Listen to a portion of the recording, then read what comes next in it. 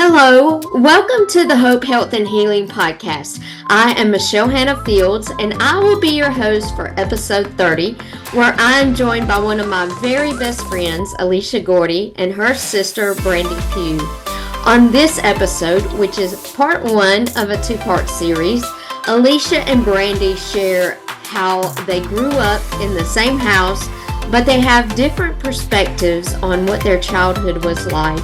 They also both share their journey of faith, how they came to know the Lord, and what it has looked like for them. Brandi also shares her journey through addiction and what the healing process has looked like for her. Elicia shares a story of one time when Brandi was in addiction and how she heard that someone in Brandi's house had passed away. Elicia's heart was stirred, thinking that it was Brandi, but she later found out that Brandi was okay, but she was in trouble. Elicia also talks about how she came to the aid of Brandi's kids and took care of them while she was in recovery. God will put you in the exact place you need to be to help someone else.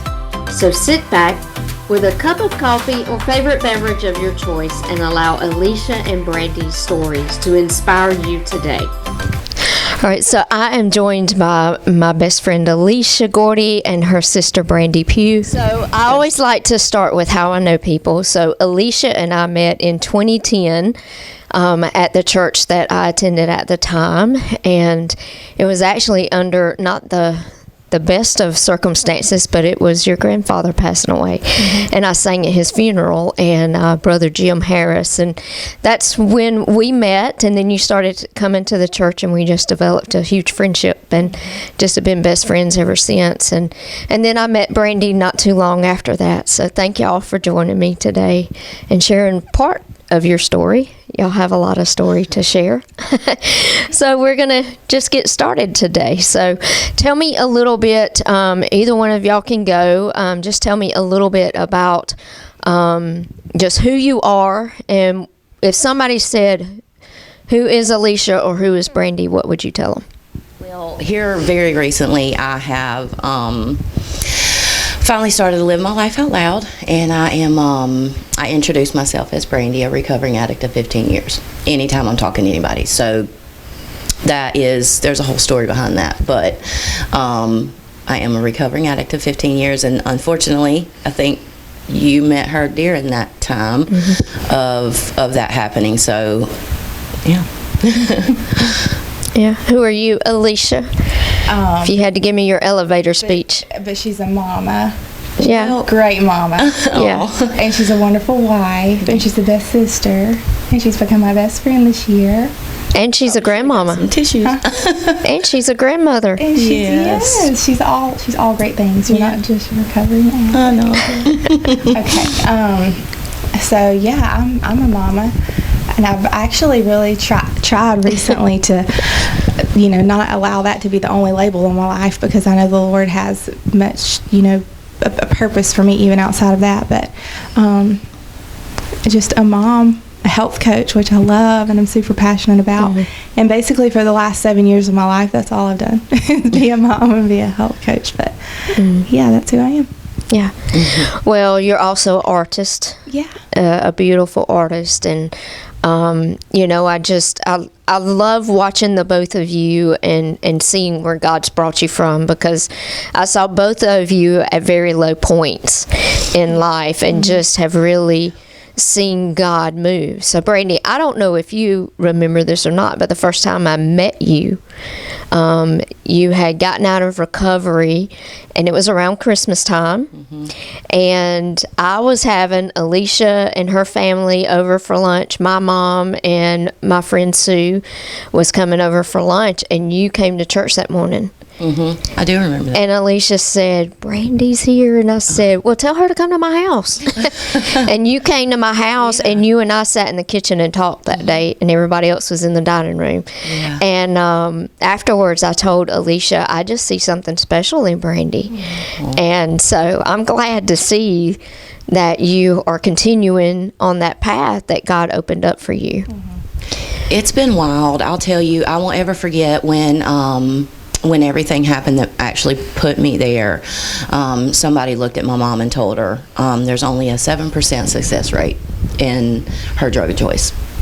And I think about that all the time, because I am that I'm gonna get emotional. I am that 7%. And I always knew that wasn't me. And me and Lulu actually talked about this. I always knew that wasn't me, and to look back on things that I went through, to try to even fathom that that's the person that I was for 5 years is wild to me, because that's not who I am. And just to see how bad it can bring you down and just make you somebody that you are not is wild. So I very, very recently, we were just talking about this too, I came to Georgia. I live in Virginia now. I came to Georgia. My grandbaby was being born, and I had to like rush out. So it was just me. I had a 10-hour drive. I do not like being alone in my own head. I do not like feeling all my feelings and my emotions. I try everything I can to suppress that, and whatever it is to keep my mind busy. I mean, falling asleep at night, I listen to podcasts so I don't have to listen to my own head. And so driving that 10 and a half hours alone, I didn't have a choice. After almost 15 years, on that 10 and a half hour drive, there was something in me finally that healed everything that I've been waiting on. And that's only been 8 weeks, I think, on the 14th. Yeah, it's 8 weeks since that happened. And I am growing my TikTok following right now, and it is wild, and I'm sharing my story on there, and I'm getting a lot of feedback on that. And I have been telling them that it has taken me 15 years to finally heal and be able to talk about this. Yeah, and that's so true. Anything we go through, a lot of times we suppress all that. And you know, I've shared on my podcast. I think I shared it on my podcast, but I know at places I've spoken, I shared this, that back in 2021, I was on a business coach call with. I had some private business coaching, and on that call, you know, he was digging around in some stuff and things that I had never dealt with, and things that I had suppressed. And as I was, you know, as these things were being uncovered, I was praying one day, and God said, when that happened, you put Band-Aids over it. And he said, I cannot fully heal you unless you take the Band-Aid off and you uncover that wound. And I thought about that, and I thought, you know, I put that Band-Aid on there because I didn't want people to see how hurt I was. I didn't want them to see that wound, and I didn't want to look at it either. And so I put that Band-Aid over my heart. And what I found was that when I did uncover that and allow myself to feel those things, allow, you know, God to come in, he does heal those places. And it doesn't mean that the wound, there won't be evidence of the wound, because you'll have that scar.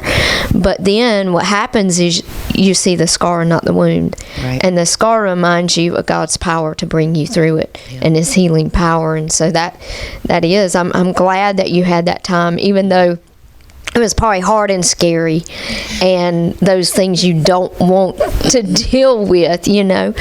But at the right time, God helps you deal with those things. Well, and I have been slowly growing my account on TikTok and doing some things on there, and I was so scared to go live. I was finally at a place to be able to go live on TikTok, and I've always had these insecurities. I've always had fears. I don't know, I think it's a lot of the way that we grew up, that was just kind of instilled in us that we didn't even realize. And so I have been carrying that my whole life. I'm 41, and I was able to go live on TikTok, and my husband kept telling me, you know, Brandi, just do it. People are looking for people like you. Just do it. And so I was absolutely terrified. I got all my stuff ready. I got my backdrop ready. I got everything, and I still couldn't go live. And so when I drove that 10 and a half hour drive to Georgia, and I just had that breakthrough, or whatever that was in that moment, I got back on Sunday, and Tuesday I went live for the first time on TikTok, and it has been amazing. Like, it has been wild, and it's just like overcoming that fear, stepping out of your comfort zone. And that's what Lulu told me, because we had it set up for her to go live with me for the first time because I was absolutely scared to death. Yeah. And she's like, yes, we'll do it together. And then we weren't able to because TikTok, but I just felt something in me change on that drive. And again, it's been almost 15 years, and that was just eight weeks ago. Yeah. And I try to tell people on my lives, because I do talk about my recovery on there, and just try to be that vessel for people that that need that. And I have people sending me messages and DMing me and thanking me for just being so loud about it. And I have always been so scared, but I've been hiding behind my guilt. The guilt and shame has not allowed me to overcome that, and I am finally, almost 15 years later, proud of who I am. It took a long time. Yeah. And you know, those things, you know, if we could go back in time and change things, we would, but at the same time, we would not be who we are today without what we've been through. All of those things help us, and what it does is now, you know, when you come across somebody who's experiencing the same thing you did, you offer them hope, and you offer them empathy that I can't offer them. Right. And so, you know, God uses our story, even the dark places, even the ugly places, even the hard. You know, it's Isaiah 61:3, which is one of mine and Alicia's favorite scriptures. God gives us beauty for ashes. And he also gives us the oil of joy for mourning. And, you know, that is what he does. He gives us the garment of praise for that spirit of heaviness. And, you know, those promises we can hold to.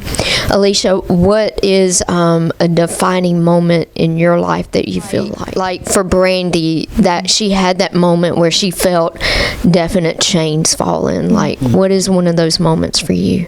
I think of two things.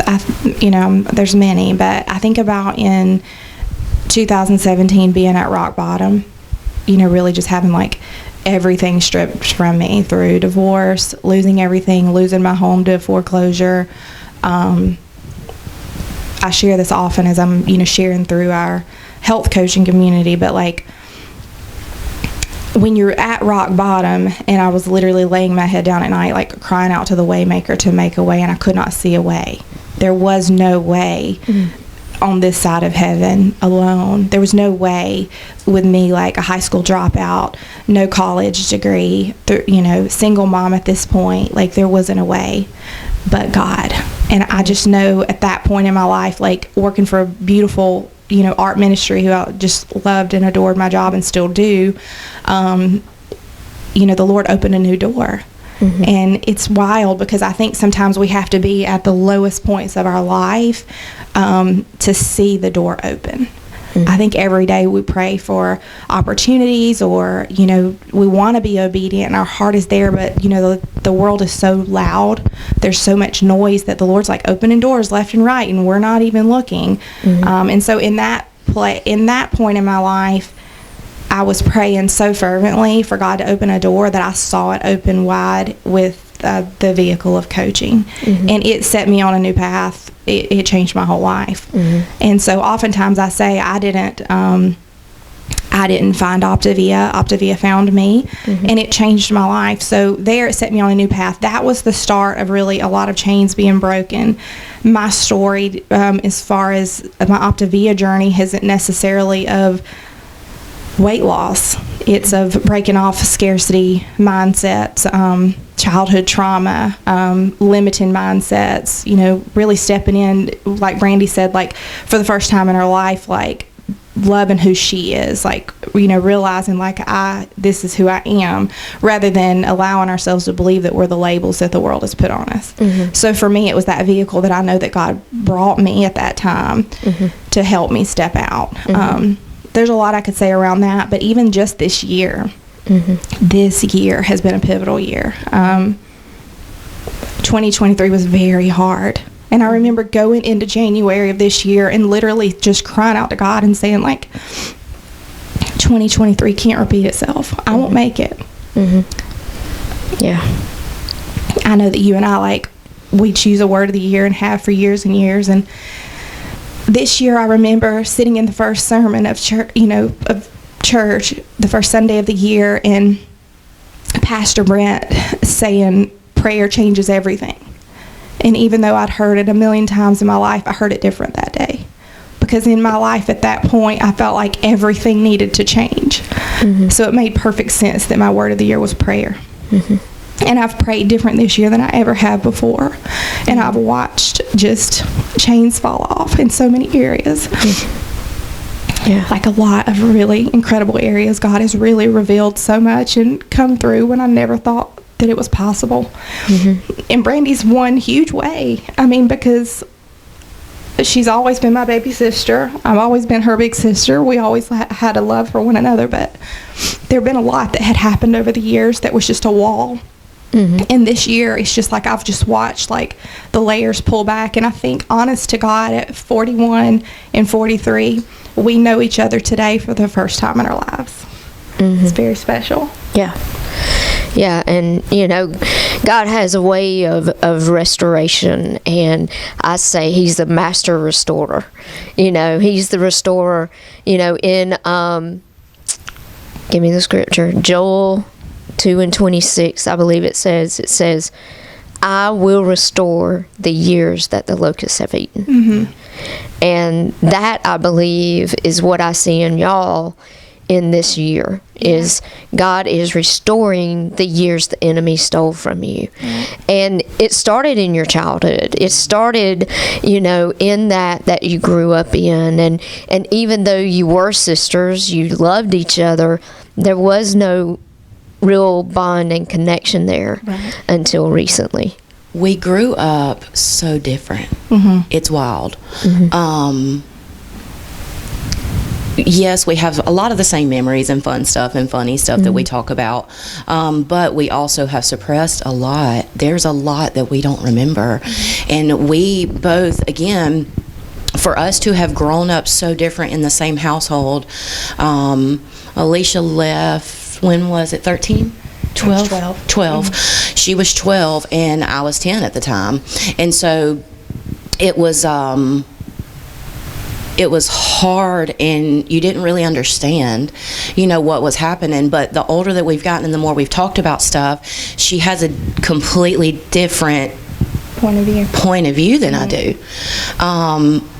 It's wild. It's wild. And Jesse, the same. Mm-hmm. We all have different points of view. It's like we just grew up completely different. I don't know how to explain it. It's really weird. But there were a lot of things growing up that pulled us apart or almost against each other until we got older. And then we really started talking about some things, and it was just wild to think, like, things that were going on with her when she was 17, 18, 19 years old, I had no clue about.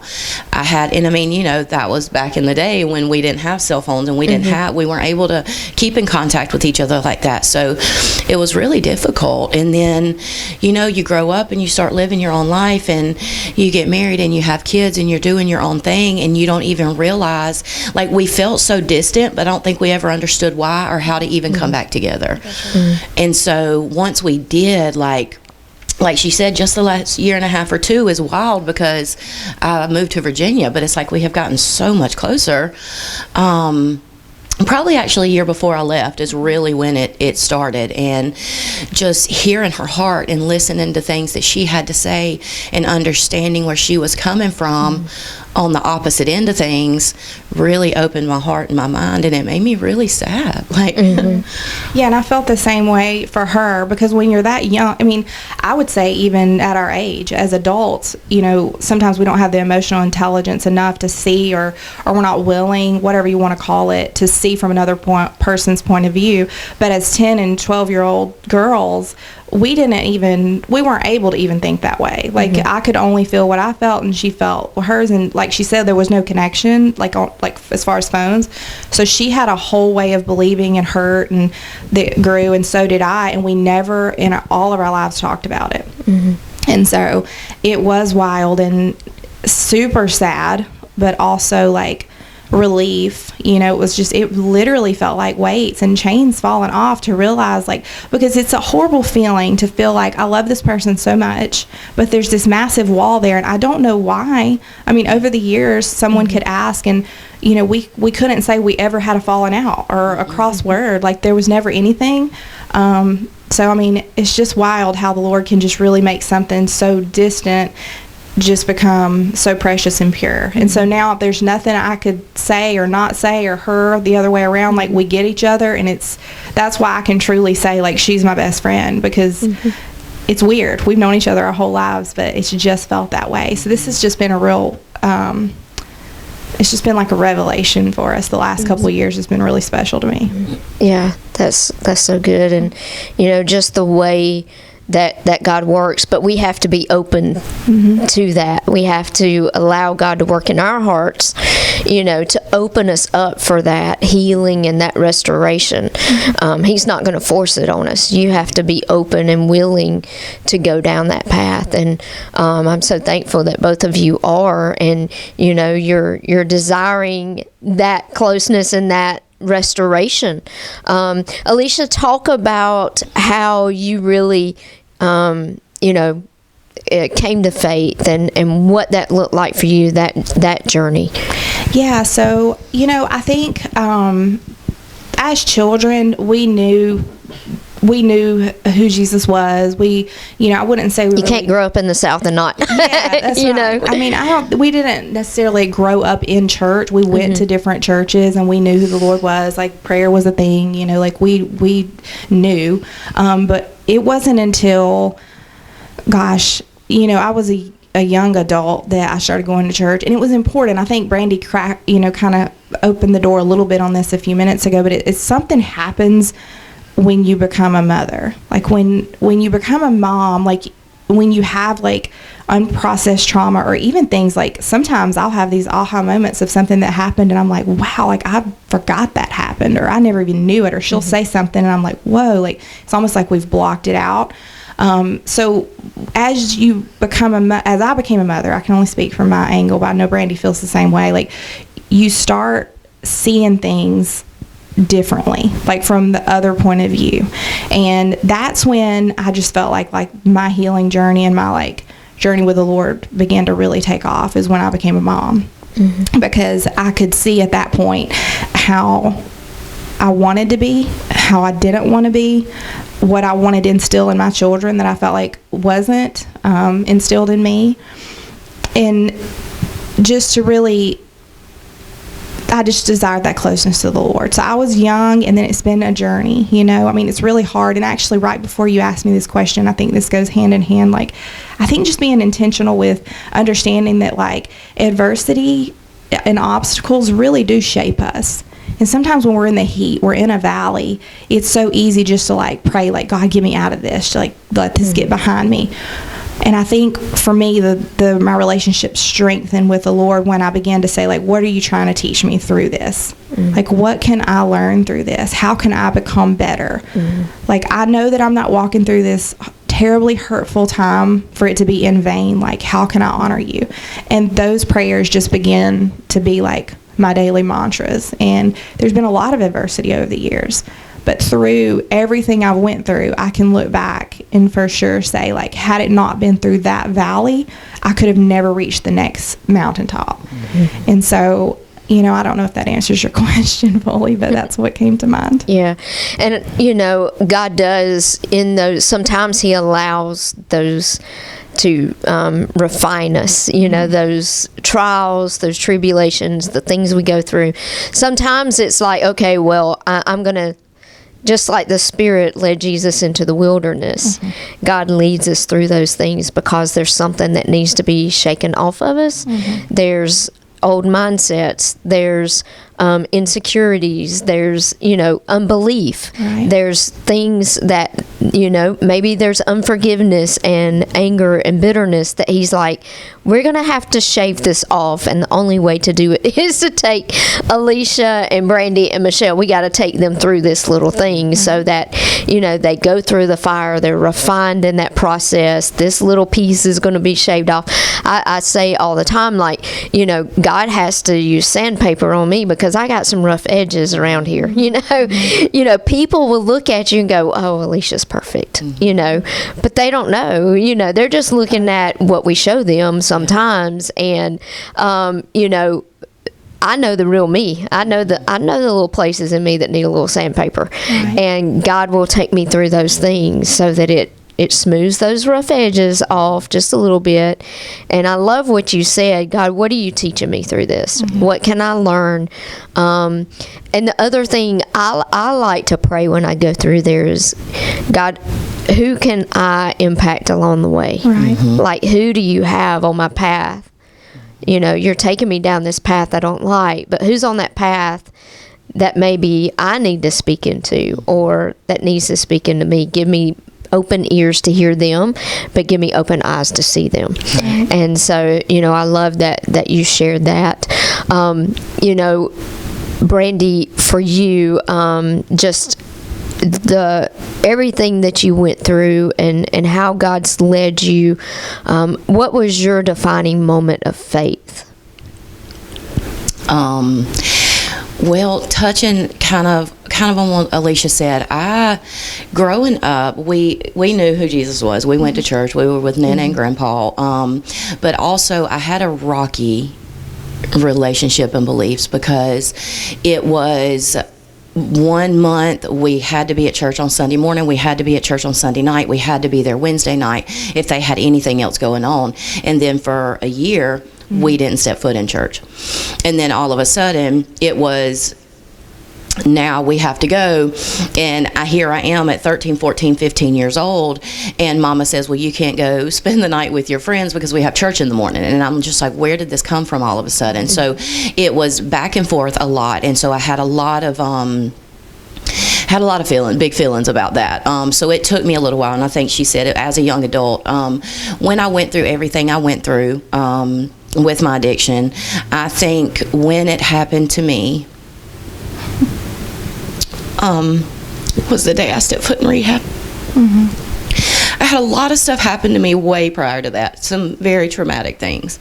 And I will never forget, I thought my life was over stepping into rehab. I had to be there for a year. My children weren't with me. I was just walking into this strange place with all these strangers, and I had no clue what my future was going to look like, because I literally walked into rehab with the clothes that I had, and that was it. So yes, I'm going to be in this rehab for a year, but what is going to happen after this? And so you can't worry about that to a degree. Everybody kept saying, Brandi, it's all going to work out. Anyway, I was absolutely terrified walking into rehab. And I will never forget, you go in and you meet all these people and you do all the things the first day that you're there, and they take you to your room, and then you're just there and you're in a strange place. And I will never forget laying in that bed that night. I had not prayed in a very long time. This was 5 years of me being in a really, really dark place. And it was all over me when I lay down in that bed that night, and I cried harder than I have ever cried in my life. And I prayed so hard that night. And I woke up the next morning, and it was just like, you got this. This is what we have to do. We're going to walk through this. You do whatever you got to do, and you get your babies back. And, you know, but that was my moment, was that night laying in the bed at rehab for the first time. How old were your babies at that time? Oh, man. Layla was almost 2. She's the baby. And they are all almost 2 years apart. So we are talking 2, 4, 6, 8, yeah. Yeah. And I know this because I met you around that time, but at that moment, I know you got a phone call about the kids. Talk about that real quick. Yeah.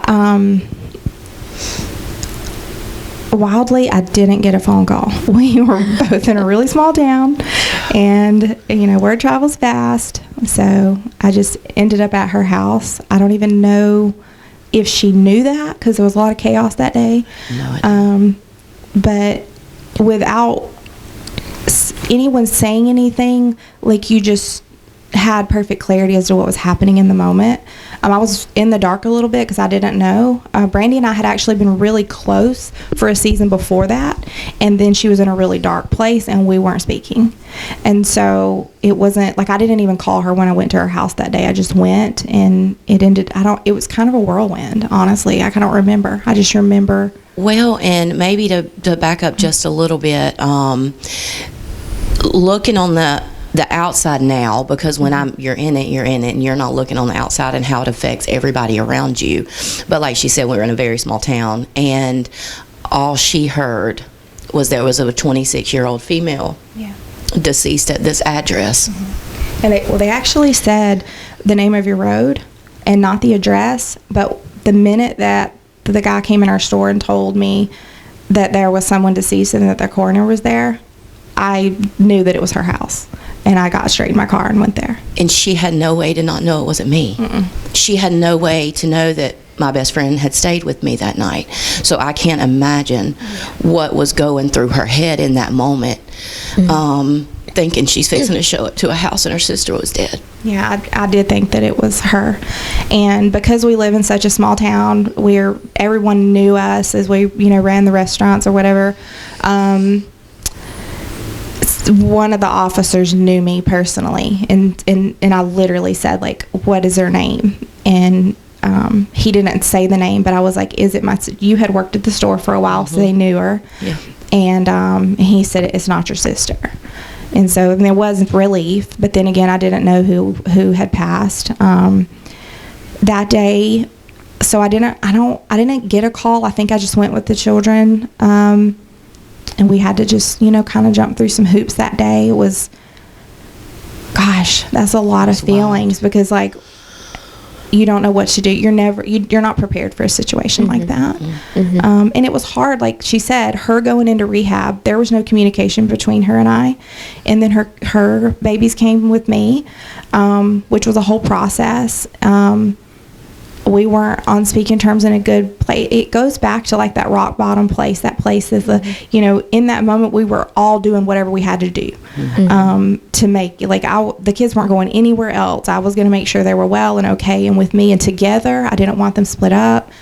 But Brandi wasn't happy with me. Like, she was mad. And it took time, because then there's that flash that rises up. Like, how can you be mad? And we're both feeling some type of way. But to this day, and you may not even know this, I have letters you wrote me. I still have the letters you wrote me. It took her a while. I was never angry.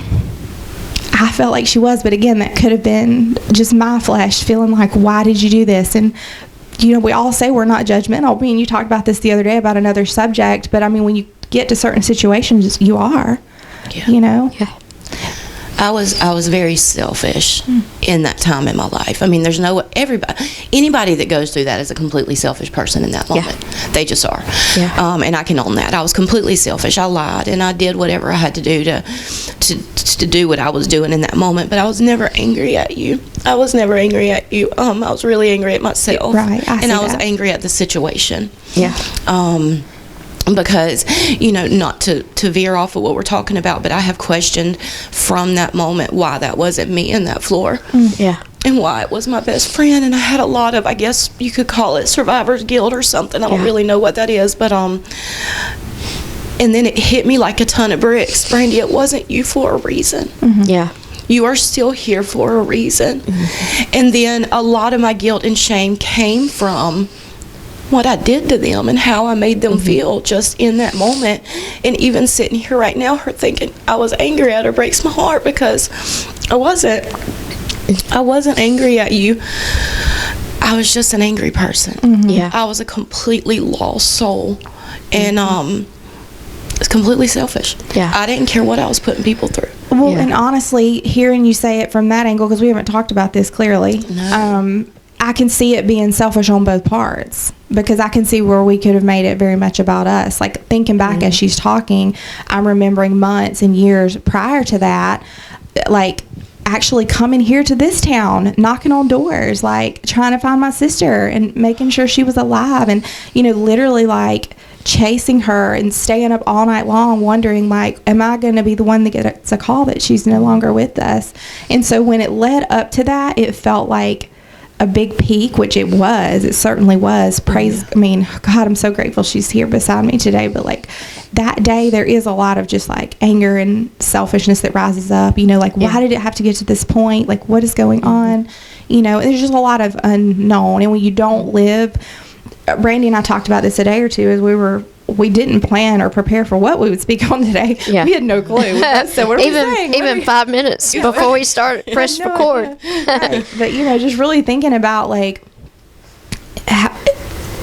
how much we have to share, even as we venture into our new podcast. Even though she's walked through so many things that I haven't, and the other way around, we each see the other one. Like, we each see the situation from the other point of view as well. Yeah. So there's always that person that's like in the addiction, and then there's the parents that are dealing with the child, however old the child is, and there's the best friends, and there's the siblings. Like, everyone has a different point of view around it.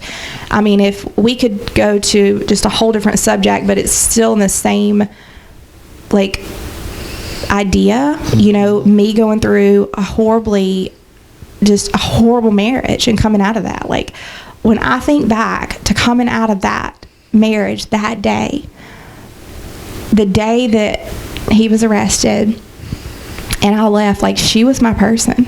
She was the one there on a holiday that got me an attorney immediately. Like, I was in the middle of it at that point, and she was great. I wasn't in the middle of addiction I was on the outside, but she was the one there that was like my person. She was the one that made the phone calls and lined things up and got the ball rolling, and had things not happened so promptly the way that they did, it could have looked very differently for us. And so that's a different subject within the same time, because where I was on the outside looking in, she had her times to be on the outside and look into things that I walked through as well. Yeah. And just how God brings full circle, and gives both of you what you need to support the other one. The wisdom and the ability, and the people you knew, the officer you knew, the lawyer you knew. He puts us in those places so that we can fill in that gap for each other.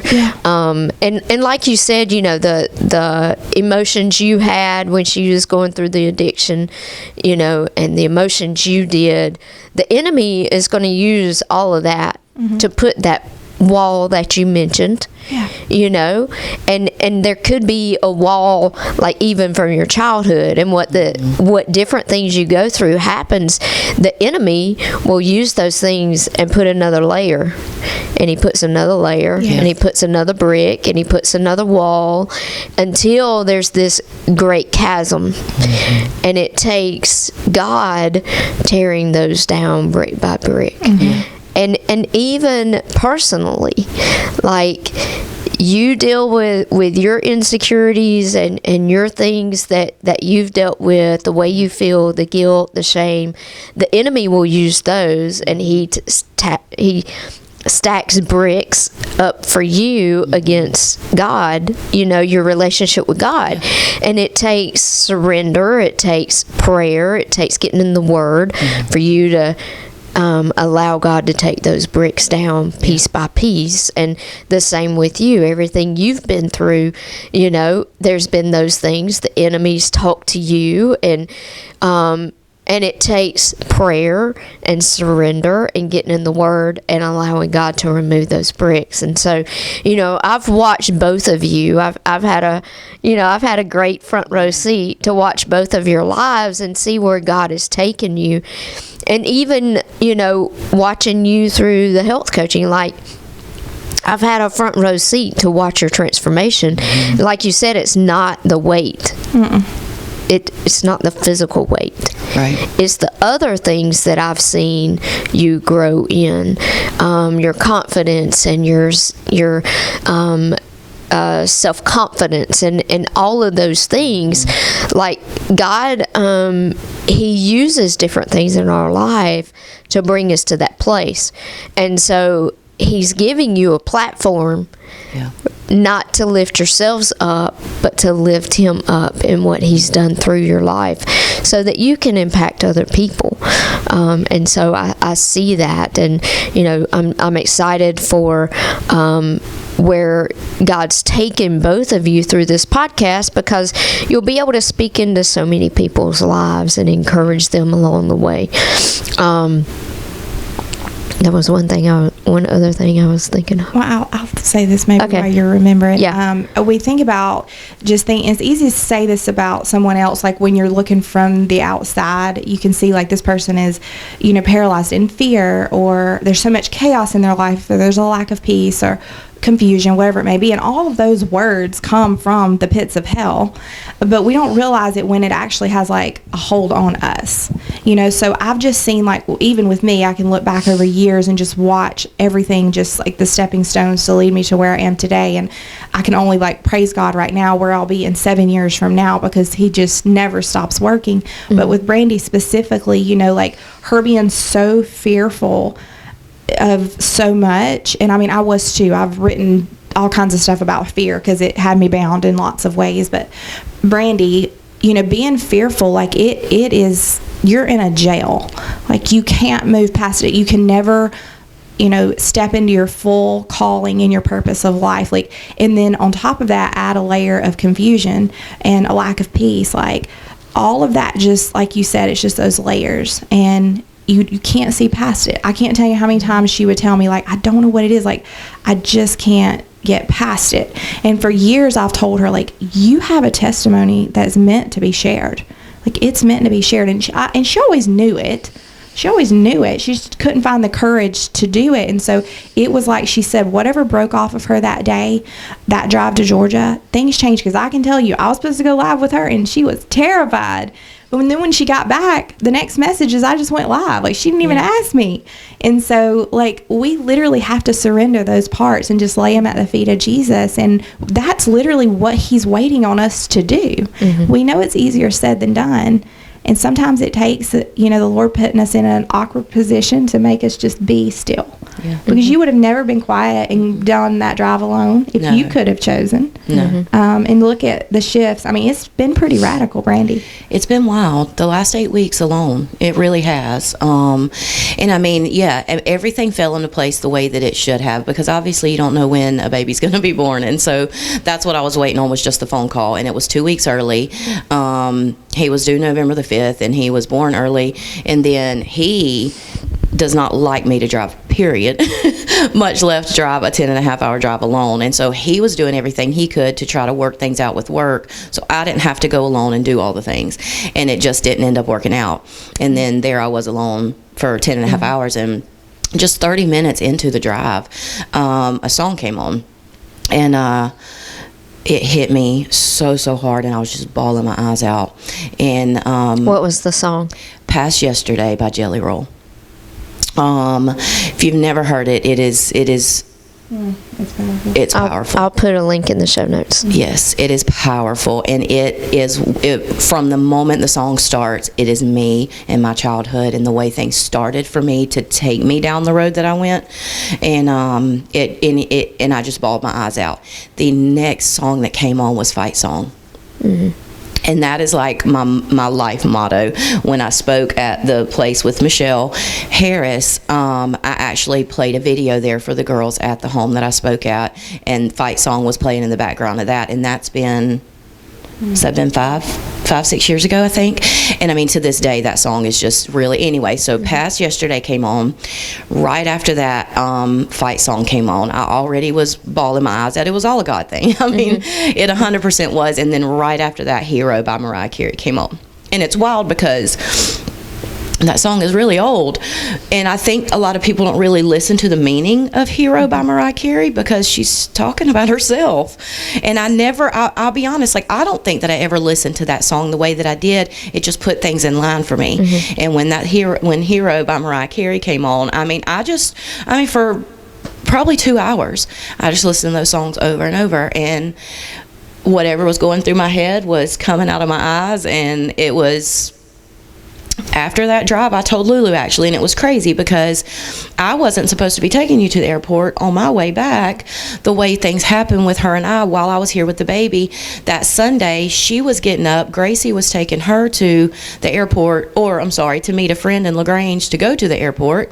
But I was headed back to Virginia that morning, and I just was sitting there that night. I was like, Lulu, why don't I just take you to LaGrange on my way to Virginia, and her and I had such a breakthrough in that 45-minute drive, but none of that would have happened if things didn't happen exactly the way they did from the moment Sydney called me to say the baby's about to be born. Yeah. None of that would happen. Yeah. It's just That's wild. So good. Yeah. Yeah, I love that. And, you know, God uses music in powerful ways, you know, to break those things off of you and really set the tone, you know, for what He wants to do in your life. Thank you for tuning in to this episode of Hope, Health, and Healing. I know that Brandi and Elicia's story has inspired and encouraged you today. Join us in episode 31 as we continue this interview with Elicia and Brandi in part 2 of their story. In that episode, Elicia talks about peace and surrendering your life to Jesus. Thank you for tuning in today. Please like and comment on our podcast and share with your friends and family. We will see you next time.